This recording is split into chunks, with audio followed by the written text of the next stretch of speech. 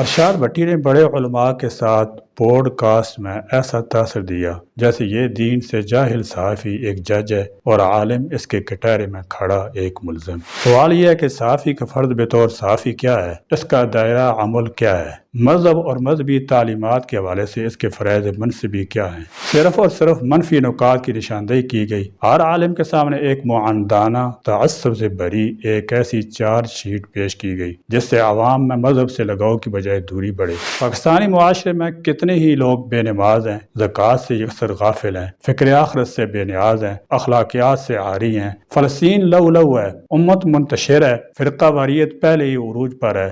ان حالات میں صرف مرچ مسالے کی خاطر مخصوص غصے پٹے متنازعہ مذہبی مسائل پر علماء کو ایک ساتھ بٹھانا اور ان کو آپس میں لڑانا سیکولر میڈیا کا ایک شیطانی اور ریٹنگ کی نفسیات پر مبنی ایجنڈا ہے اور بس۔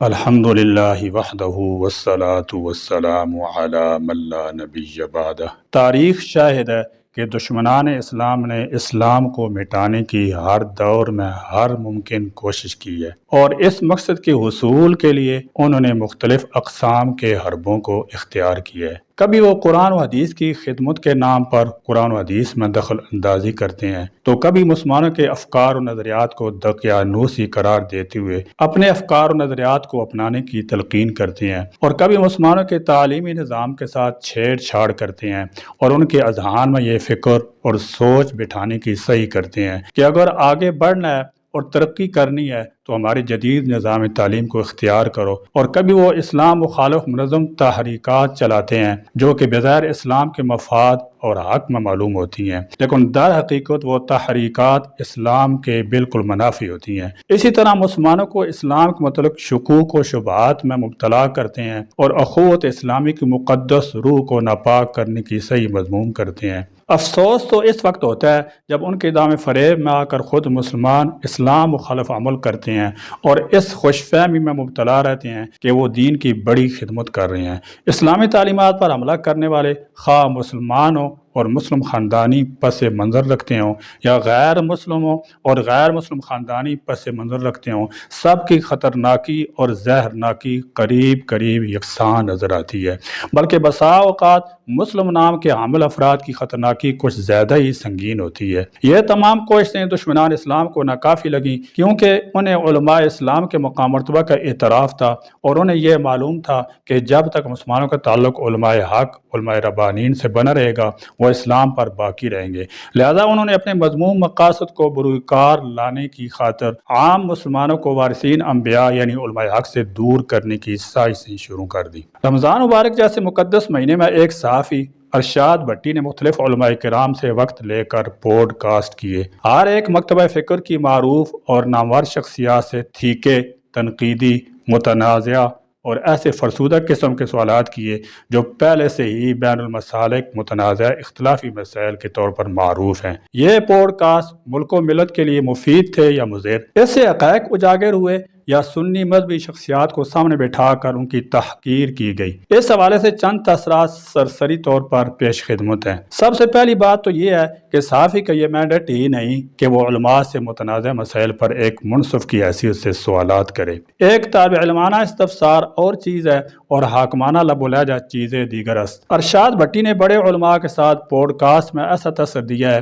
جیسے یہ دین سے جاہل صحافی ایک جج ہے اور عالم اس کے کٹہرے میں کھڑا ایک ملزم۔ سوال یہ ہے کہ صحافی کا فرد بطور صحافی کیا ہے، اس کا دائرہ عمل کیا ہے، مذہب اور مذہبی تعلیمات کے حوالے سے اس کے فرائض منصبی کیا ہیں۔ جب بھی کبھی پاکستان میں مذہبی جماعتیں کسی پلیٹ فارم یا کسی نقطے پر متفق ہونے لگتی ہیں اور یہ نظر آنے لگتا ہے کہ مختلف مکاتب فکر کے علماء اب علمی نظریاتی کاموں میں مشغول ہونے لگے ہیں، فوراً ہی کوئی نہ کوئی فتنہ سر اٹھاتا ہے۔ ابھی کچھ ہی عرصہ ہوا، چند سال پہلے کی بات ہے کہ جب ملک میں تحفظ ختم نبوت، ناموس رسالت اور سیکولر نظام کے خلاف تمام مکاتب فکر ایک پیج پر آ چکے تھے اور عوام میں دینی شعور پیدا کرنے کی جدوجہد کر رہے تھے، اور عوام مرائے عامہ ہموار ہونے لگی تھی، اور امت مقصدیت اجتماعیت کے ساتھ باطل کے مقابلے کے لیے بہت سے پلیٹ فارم پر متحرک ہو رہے تھے۔ تو ایسے وقت میں یوٹیوب پر ایک شخص اٹھا اور اس نے چند اختلافی موضوعات کو دوبارہ چھیڑ دیا۔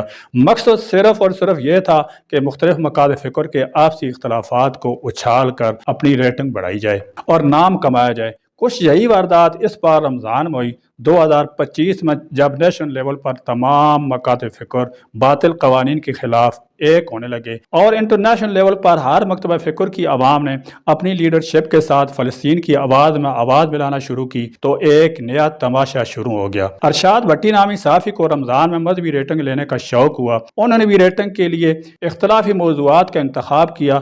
سب سے پہلے یہ صاحب گئے انجینئر محمد علی مرزا کے پاس، جو کہ اپنی بے باک زبان، عامیانہ لہجے اور کنٹروورسی کی وجہ سے نوجوانوں میں سنا جاتا ہے۔ اس کے بعد ارشاد بھٹی صاحب نے بریلوی، دیوبندی، تبلیغی، اہل حدیث تمام مسائلوں کے سوشل میڈیا پر شہرت رکھنے والے رہنماؤں کے پاس جا جا کر ان مسائل کو پھر سے اٹھانا شروع کر دیا، جو کہ اب تمام لوگ کافی پیچھے چھوڑ چکے تھے۔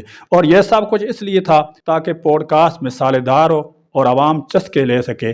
آپ انصاف کے چینل پر دیکھ لیں جا کر، صرف عمران خان کے انٹرویو کے سوا ان کی کسی اور ویڈیو پر 1 ملین ویوز نہیں تھے۔ اب علماء کرام کے ساتھ جو پوڈ کاسٹ کی ہیں تو ہر پوڈ کاسٹ تقریباً 1-2 ملین پر ویوز حاصل کر چکا ہے، اور صرف ایک چیز، اور وہ ہوتی ہے کنٹروورسی، یعنی متنازع موضوعات، متنازع معاملات، متنازع سوالات۔ جتنی زیادہ کنٹروورسی ہوگی اتنے زیادہ ویوز ہوں گے، اور جتنے زیادہ ویوز ہوں گے اتنی شہرت زیادہ ہوگی، اتنی کمائی زیادہ ہوگی۔ دین کو نقصان ہو، ملک میں انتشار پھیلے، مسلمانوں میں فرقہ واریت پھوٹ پڑے، یہ سب ہونے سے ان لوگوں کو فائدہ ہی پہنچتا ہے۔ ایسے لوگوں کو فرقہ واریت پھیلانے کا مجرم سمجھنا چاہیے یا حق بیان کرنے والا کہہ دینا چاہیے۔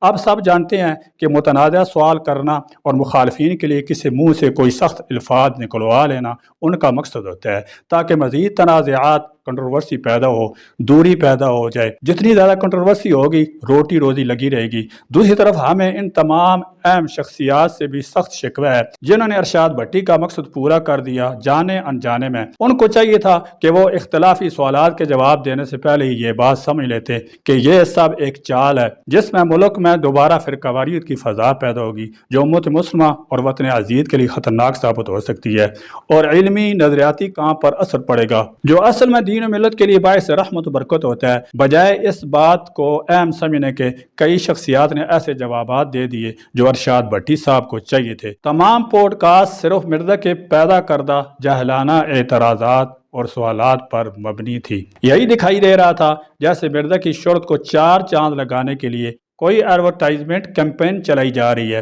چاہیے تو یہ تھا کہ ہر مکتبہ فکر کا عالم یہ کہتا کہ ارشاد بھٹی صاحب مرزا کی طرف سے سوال کیوں کرتے ہو؟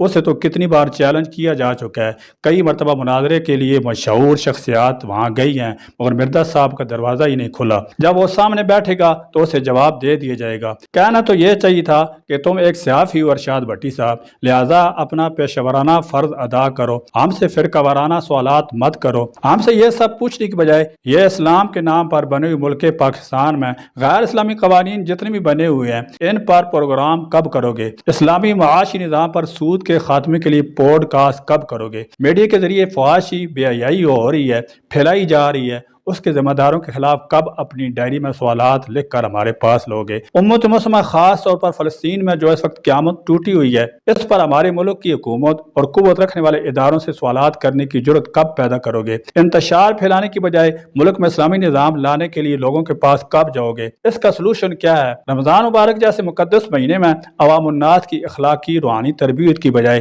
انتہائی متنازع اور قدیم چبائے ہوئے لا ينخل مسائل کو فنکارانہ مہارت کے ساتھ ہوا دینا دین کی خدمت نہیں بلکہ دین کے نام پر شرارت ہے۔ صرف اور صرف منفی نکات کی نشاندہی کی گئی، مذہبی شخصیات کی عظیم خدمات کو یکسر نظر انداز کیا گیا، ہر عالم کے سامنے ایک معاندانہ تعصب سے بری ایک ایسی چارج شیٹ پیش کی گئی جس سے عوام میں مذہب سے لگاؤ کی بجائے دوری بڑھی۔ بعض جگہ غلط معلومات، غلط بیانی سے کام لیا گیا، مذہبی مسل کی تقسیم اور فرقہ واریت کو ہوا دی گئی، معاشرے کے اندر موجود مذہبی خلیج کو مزید بڑھایا گیا۔ جتنا بھی غور غور کیا گیا یہی محسوس ہوا کہ ایک صحافی نے صرف ذاتی فائدے اور ریٹنگ کے لیے سنسری خیزی پیدا کی، صرف اور صرف ایسے موضوعات اور سوالات ہر عالم سے کیے گئے جس سے اس پر چھینٹیں پڑی یا اس سے ایسا کچھ اگلوانے کی کوشش کی گئی جو مزید تقسیم در تقسیم کا باعث بنے۔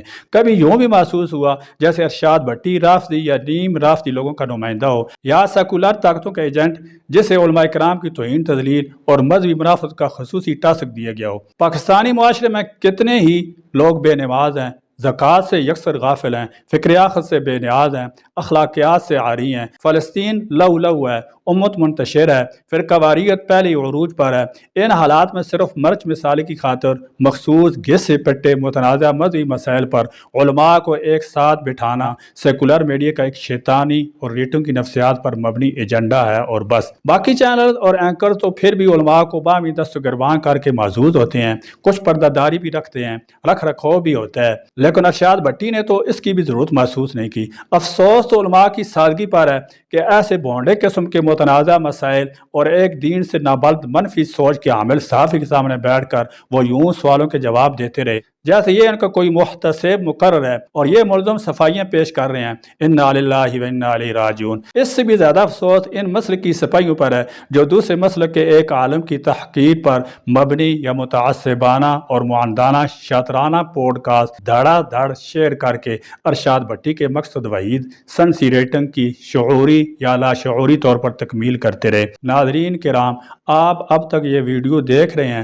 تو تقسیم ہو کر ان کا کھلونا بننا افورڈ کر سکتے ہو۔ کیا پہلے یہ وقت نہیں آ چکا کہ ہم سب ہوش کے ناخن لیں؟ سوشل میڈیا کے اس دور میں آزادی کا جو نعرہ بلند کیا گیا ہے، لوگ اس سے اس قدر متاثر ہو گئے ہیں کہ دین پر عمل کو پابندی سمجھنے لگے ہیں، لہذا آئے دن سوشل میڈیا پر دین بیزاری کی نت نئی مثالیں دیکھنے کو ملتی ہیں اور اسی دین بیزاری کی ہی بنا پر علماء بیزاری وجود میں آئی ہے۔ یاد رکھیے، ہم سب کی ذمہ داری ہے کہ سوشل میڈیا کے صحیح اور غلط استعمال میں فرق کو سمجھیں اور لوگوں کے ہاتھوں کھلونا بن کر ان کے ایجنڈا کو پورا کرنے کی غلطی نہ کریں، اور بحیثیت مسلمان دینی مقاصد اور ملت کی اجتماعیت کو دور پر نہ لگائیں۔ میرا سب صحافیوں سے سوال ہے کہ دینی شعور کی بیداری، روحانی تربیت، قرآنی تعلیم، سنت کی نشر و اشاعت کے حوالے سے جب رب کریم کی عدالت میں ان کے فرائض کی بات پرس ہوگی تو کیا جواب دیں گے؟ اللہ تعالیٰ اس جیسے مادہ پرست بے دین صحافیوں کو ہدایت دے اور ہمیں دین کی صحیح خدمت کی توفیق عطا فرمائے، آمین۔